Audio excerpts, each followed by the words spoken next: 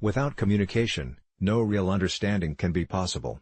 But be sure that you can communicate with yourself first. If you cannot communicate with yourself, how do you expect to communicate with another person? Love is the same. If you don't love yourself, you cannot love someone else. If you cannot accept yourself, if you cannot treat yourself with kindness, you cannot do this for another person.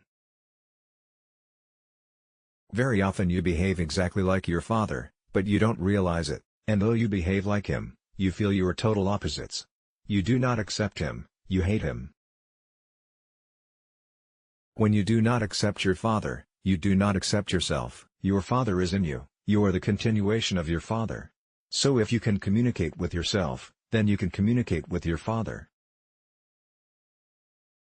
Your father is in you, you are the continuation of your father. The non-self elements. The self is made of non-self elements, therefore, understanding ourselves is our practice. Our father is a non-self element. We say our father is not us, but without our father, we cannot exist. So, he is why present in our body and in our mind. He is us. Thus, if you understand yourself, your whole self, you understand that you are your father, that he is not outside of you. There are so many other non-self elements that you can touch and recognize within yourself: your ancestors, the earth, the sun, water, air, all the food you eat, and much more.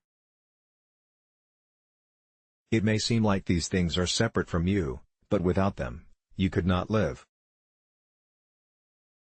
Know yourself first. Suppose two warring parties want to negotiate, and both sides do not know enough about themselves. You have to really know yourself, your country, your party, your situation, in order to understand the other's party, the other's nation, the other's people.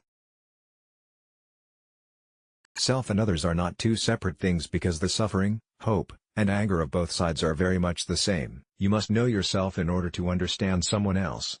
When we get angry, we suffer. If you really understand that, you also will be able to understand that when the other person is angry, it means that he or she is suffering. When someone insults you or behaves violently towards you, you have to be intelligent enough to see that the person suffers from his own violence and anger. But we tend to forget. We think that we are the only one that suffers, and the other person is our oppressor.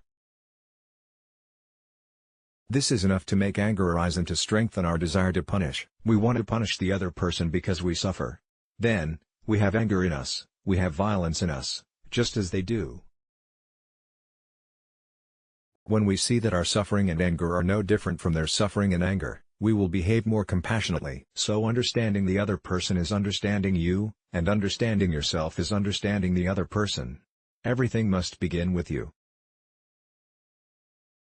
We can accept each other if we accept ourselves first. Care for your anger to understand ourselves. We must learn and practice the way of non-duality.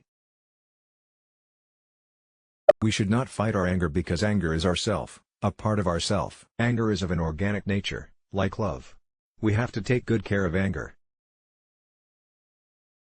And because it is an organic entity, an organic phenomenon, it is possible to transform it into another organic entity. The garbage can be transformed back into compost, into lettuce, and into a cucumber.